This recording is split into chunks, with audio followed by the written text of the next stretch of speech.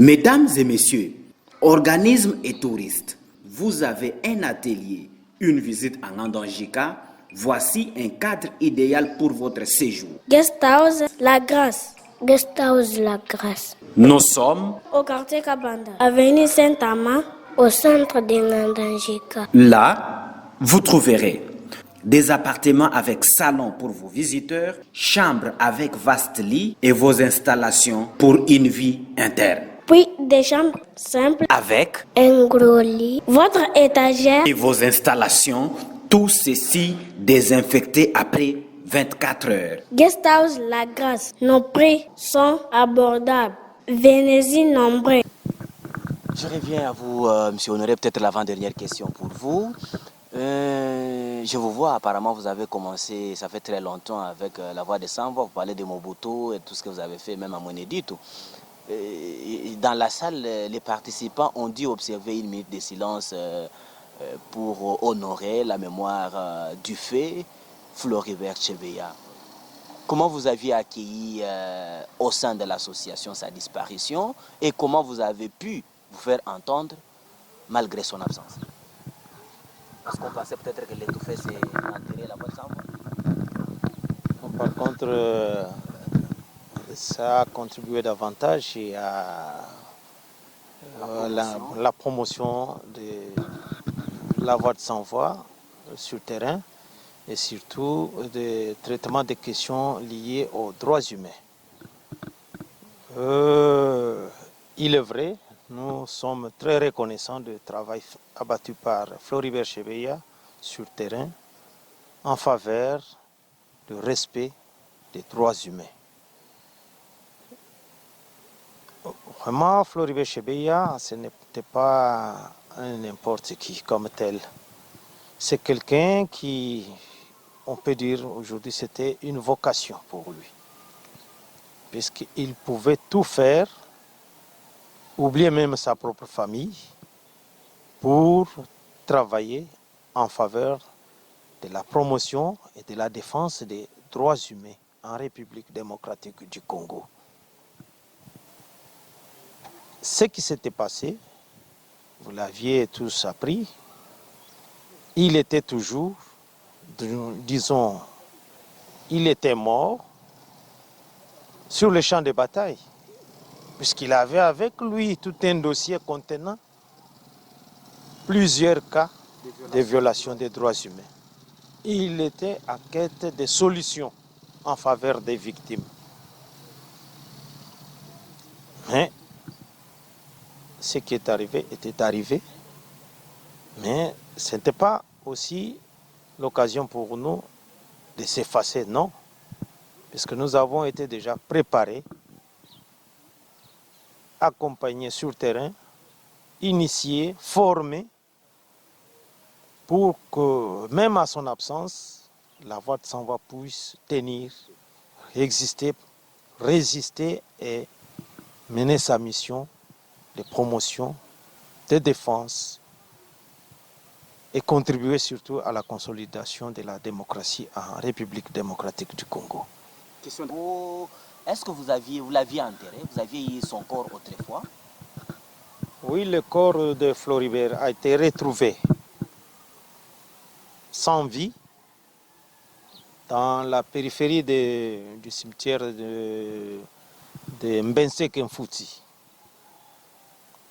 C'était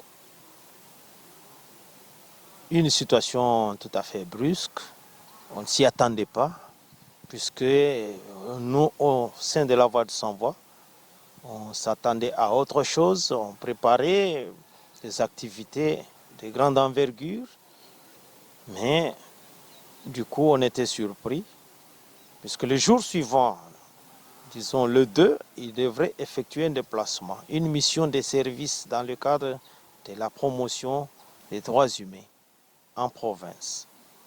Et quand il était parti à la rencontre de responsables de l'inspection générale de la police, il nous avait dit qu'il devait revenir avec des suites favorables.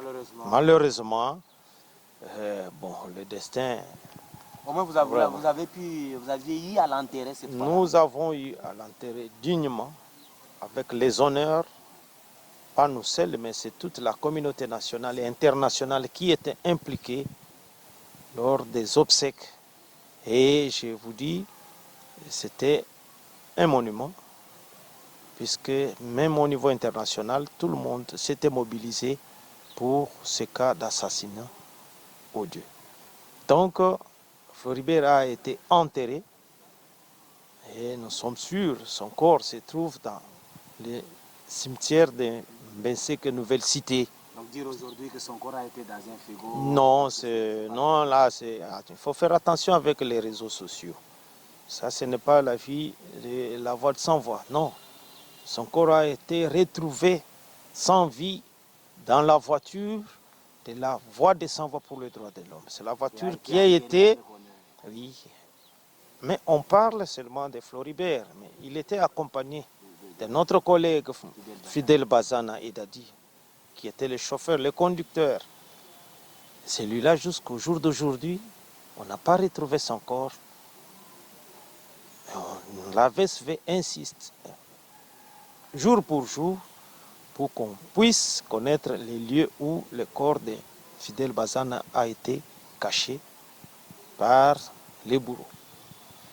Donc la voix de sans voix est là. Nous devons, la façon de pérenniser l'action de Floribert Chebeya sur terrain, c'est à travers les activités que vous voyez, à travers les actions de défense des droits humains.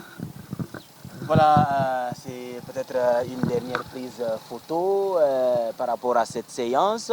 Une dernière question et à Madame Irène.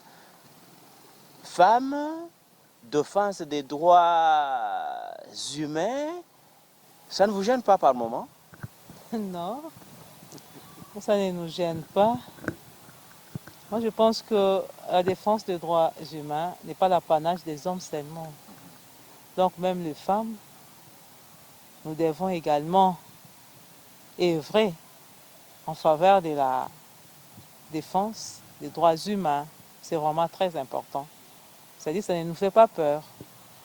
Nous les faisons et nous avons été formés pour le faire de manière professionnelle, bien sûr. Donc, ça ne nous inquiète pas. Nous sommes là. C'est par cette question de parité homme-femme que nous mettons fin à notre entretien de ce soir, tout en remerciant bien sûr de vive voix M. Honoré pour votre participation et disponibilité. Nous vous disons merci. Merci, monsieur le journaliste. Également, nous disons merci à Madame Irène qui n'a pas hésité de répondre quoi qu'à pied levé. Merci beaucoup. C'est moi qui vous remercie. Merci aux amis auditeurs et téléspectateurs de notre émission. Très prochainement pour un autre numéro, nous vous disons merci.